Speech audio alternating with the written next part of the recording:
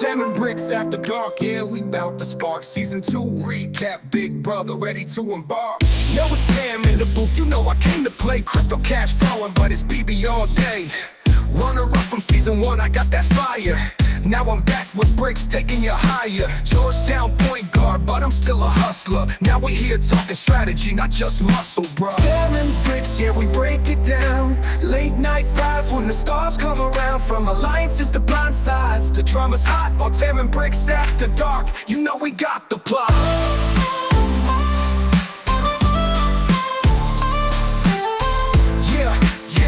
Yo, we got the plot. I'm Robert Bricks, 6'9" on the grind. Clone of Bobby B, but I got my own mind. Survivor jury, now it's BB season 2. Playing hard in the dark, now I'm podcasting with you. It's all strategy, alliances, and moves. And when it comes to Big Brother, we got the groove. Tam and Bricks, here we break it down. Late night vibes when the stars come around. From alliances to blind sides, the drama's hot on Tam and Bricks after dark. You know we got the plot.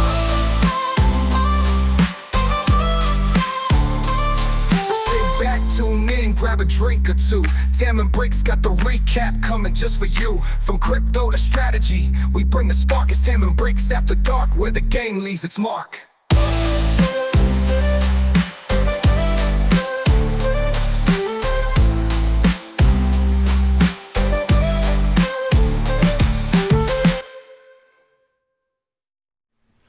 And welcome to the very first episode of Tam and Bricks After Dark. This is your first host, Tam Althor. And I'm Robert Bricks, happy to be here. Man, I've been wanting to get on this content for a while. There's been some slurs against my name in the first season of Big Brother. They forgot who the OG runner-up it was, and I had to let them know. And you gotta, RDS has to have both sides. You gotta have a Survivor host, you gotta have a Big Brother host, and Robert Bricks decided to help me out with that. I appreciate the chance to be on here. It is quite nice to get back into the swing of things, of course. Man, so before we hop into it, the last I saw you were about to play professional basketball. You were in the GSB University League. What happened, Bricks? Yeah, that one didn't work out so much, Tam. Ended up kind of deciding that the whole thing, working on coaching, trying to help Wildcat fix her shot and reach that next level, that was more rewarding for me. So ended up moving along, trying to find something more low-key, less in the spotlight. How about yourself? What have you been up to since the I love the spotlight. You know what I'm saying? Tam was made for the spotlight. I made a whole bunch of money investing in crypto coin. I lost some of that money back. I had to get out, but I made a lot more than I lost. After that, I've been doing a little this and that, similar to my man Frank Lopez, but talking about Frank Lopez, let's get into it. So, what do you think about the theme of this season? Everybody has got some baggage with somebody else. You like the theme? I think it definitely has already given a lot of dividends. That coming in with existing drama led to a lot of existing drama. And this season is moving so fast by comparison to what happened on Survivor. It feels like we're already in week 7 or 8 and getting close to merge with how much drama is going on. So one of the first pairings, actually the first pairing that entered the house, was Moira out of Scotland and Heath Baker. And the thing I really liked about this too is, like, we got a lot of couples, we got some other weird relationships, but these were childhood best friends. But unfortunately, along the way, Heath, he became a jock. He started bullying his friend, and they had not talked for years before the beautiful and glorious Indigo decided to force these two back together. And they have not really gotten along. They haven't had that much interactions in the house, but Heath seems like kind of a douche. That has not changed. And Moira seems like she likes to get her drinking on. That's what I'm learning about Moira. Well, and also taking shots at Heath, as we've seen. Yeah. But I think if we're going from that side, I'll talk about the last folks that came in, the pairing of JD and Darius. They definitely go way back, close friends that had a big falling out. and they didn't do a good job of hiding that animosity as they came in. They made it pretty apparent pretty quick that Off rip. they had some beef. Yeah, just no subtlety there, which honestly seems to kind of be their MO. JD is just some kind of terrible player who doesn't have any goddamn skill or craft in this goddamn game. He's a little rough to watch for me. Just trying to get with all the women with no regard for how they're going to talk to each other, it just seems so shallow. Well, people know that women never talk to each other. Women are quiet folk. Yeah, and Darius has been pretty quiet. He's kind of going under the radar, but seemed to get over that beef with JD pretty fast and kind of following in his shadow again, it seems. He does seem like a nice sidekick. But another people, we were talking about beef. Maybe the pairing that's had the most beef has been Jordan Fox and her mother, I guess, Mel Everett. I'm not exactly certain. They called them the moms some of the episode today. I don't get it. There was talk of being a mother with some adoption. Like, it seems very intricate and a lot of animosity. Jordan has been all over. Probably the most watched, the most talked about player so far in the first week of the game. She's gotten to a relationship with JD. She's gotten out of a relationship with JD. She's been the other woman. She's been the main woman. There was this incredible fight in the bathroom in which shared a bed with Jasmine twice. Got kissed by Jasmine a few times. Yeah. I don't know what's going on. It seems like a lot of mess for early in this game. Ugh. I just want to know who's Ryan. That's what I'm trying to find out. I mean, that's been a great marketing push. The production team's done a really good job of rolling out those T-shirts and using it in all the stingers on the advertising. It's the question that's just absolutely on everyone's mind.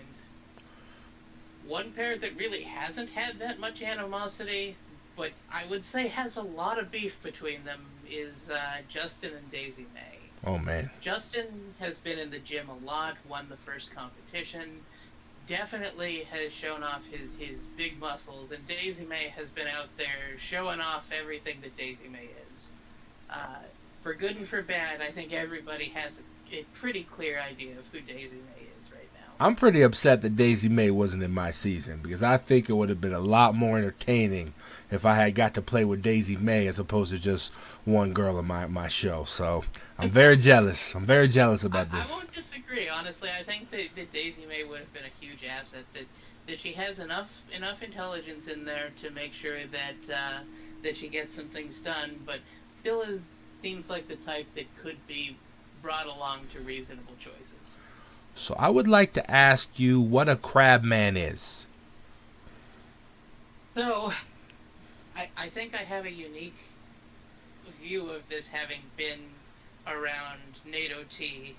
I don't know if I believe it entirely, but there was supposedly a curse that afflicted him and his cousin Tyrone, which seems to more or less be something that is actually happening. It is strange to see this giant of a man with a full-blown crab instead of a head walking around reading the Pride and the Prejudice. He won a veto. He's stalking his ex-girlfriend. He's leaving her letters in her room. He's telling people, he's staring at her fondly. It is low-key creepy. Not low-key, it's high-key creepy. That guy's freaking me out. A little bit. I'm hoping there might be some redemption from the curse as we go, but I don't think that's likely. Well, he is eating a herb potion made by JD, who he learned from some Scottish monks, so I'm sure that'll cure him up. Why would he?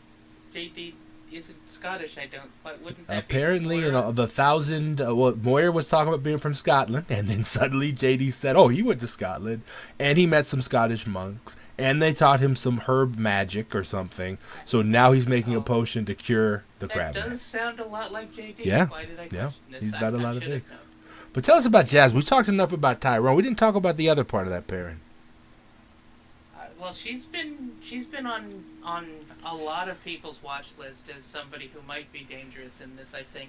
She's been having a lot of conversations trying to at least get in good with a lot of people, and I think getting some pushback. There Yeah. seems to be some factionalization on whether she's trustworthy or not. I like Jasmine watching, but it seems like she has this reputation of being a pot stirrer, and that's kind of scary because I don't think she's aware that that's how some people think of her. She might have to get some Yeah, blowback later on.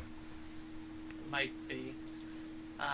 I think next on my list is the pair of Aaliyah and Sean. Aaliyah came in spicy, has been just absolutely a joy, sassy, and managed to catch a stray there, get nominated by the head of household as a veto replacement, and got more votes than I think she deserves, to be honest. That was shocking. When she said to the veto, she was up there in the HOH with Justin, and she volunteered to go on that block. I couldn't believe it. And then to see Orion come from like the nowhere and get enough votes to almost get her sent home, that was scary.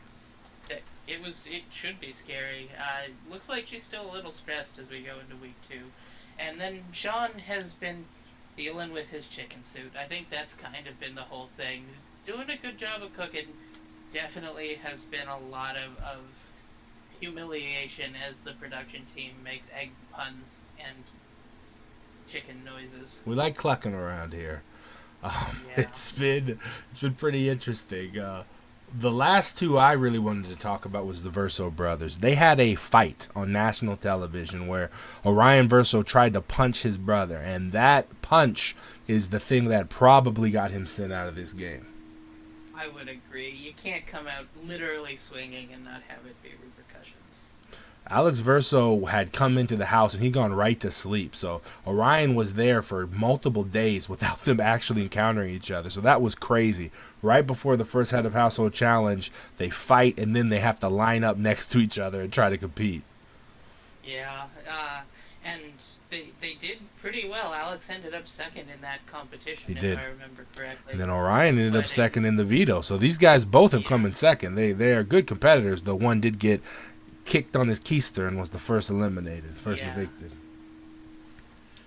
Yeah. Then I've got an interesting pair, a flavorful pair, I would say. I've got Frank and Dutch. Whew. Dutch is so much. I really don't know what Dutch's game is yet. I believe his game is There's Farkle. a lot of scheming.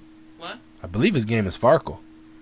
Well, yeah. I mean, the game is definitely Farkle, but I don't know what that translates to as far as Big Brother. Ooh. And then Frank has been low-key. I think just doing a good job of kind of floating under a lot of people's radar. I think Frank is the sleeper of the first week. He has made so many relationships. He has been offered so many alliances. When Orion and Amora went underneath the house and found the first, I guess the second big twist of the season, but the alien technology, Frank is the one they told it to, Frank and Dutch. Like, these guys are players, but Dutch is they're not playing strategy in the most common way. And I think that's going to help them as these more chaotic people start attacking each other. Yeah, I'd agree. So we were going to talk about the challenges, but you could watch the challenges back. We'll talk about challenges more in future episodes. Let's just talk about a couple of moments each that we saw. One moment I wanted to lead with was on day one, there was this spaghetti pasta party where Justin and Dutch and Jordan and Frank and a whole crew of people got together. They cooked together, they laughed together, they got to know each other, and that was kind of like the genesis of some of the early strategy play, that one pasta party. They definitely had a lot of things. There was JD's just constant womanizing and some of what went on in the hot tub. I think the hot tub is going to be remembered as one of the things from the early part of the week for sure. It was like day 4, day 3, and you had a woman almost completely naked in the tub with you, right? Right, and you can't just stop, say that's good enough. You have to go for a second one. Oh. And then after that doesn't work out so well, you try to propose to the first one again. Right. There was rings and necklaces and accusations. Yeah. None of this has made sense to me. Did you watch the moment where JD poured a drink into Jordan's mouth?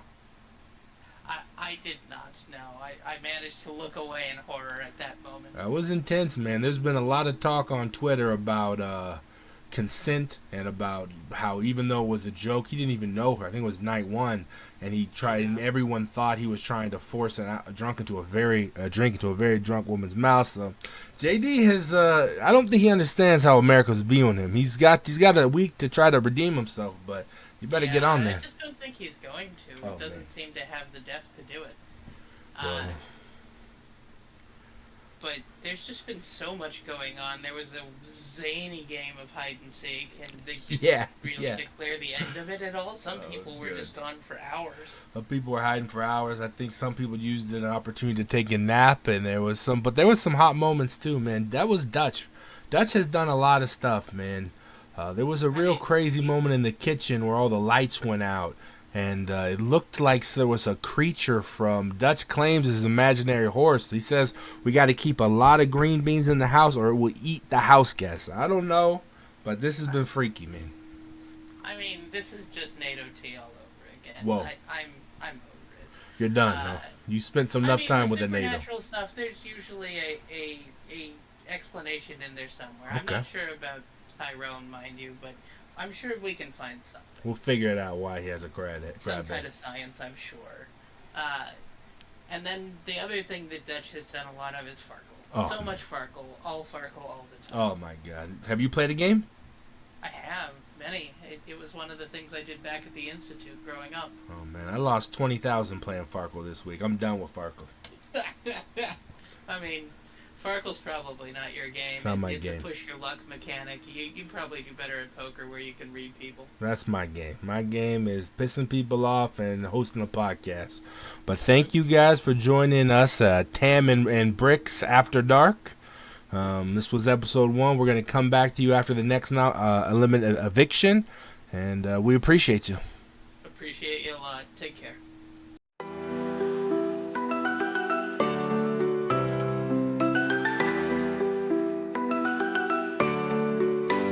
Yo, welcome to the late night vibes, this is where we shine. Tam and Bricks got the insights, we're one of a kind. From Big Brother's house to the crypto deals we unfold. Let's take a deep dive, hear the stories untold. It's Tam L4, the runner-up, feel the fire. With Robert Bricks, we elevate, climbing higher. Tam and Bricks at the dark, we're bringing the heat. With stories from the house, this podcast can't be beat. Tune in for the laughs, the drama, the strife.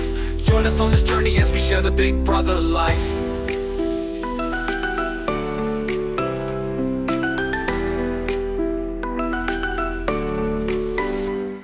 Big Brother S2, secrets we gonna reveal. From strategies to alliances, it's also real.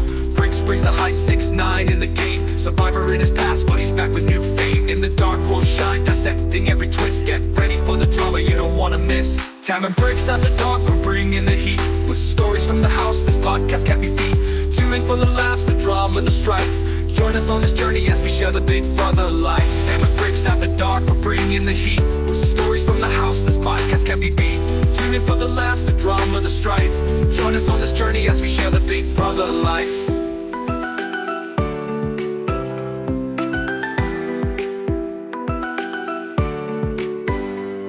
Big Brother S2, secrets we gonna reveal. From strategies to alliances, it's also real. Bricks brings the high 6'9" in the game. Survivor in his past, but he's back with new fame. In the dark, we'll shine, dissecting every twist. Get ready for the drama you don't wanna miss. Tam and Bricks at the dark, we're bringing the heat. With stories from the house, this podcast can't be beat. Tune in for the laughs, the drama, the strife. Join us on this journey as we share the Big Brother life. So lock in your seats, it's time for the show.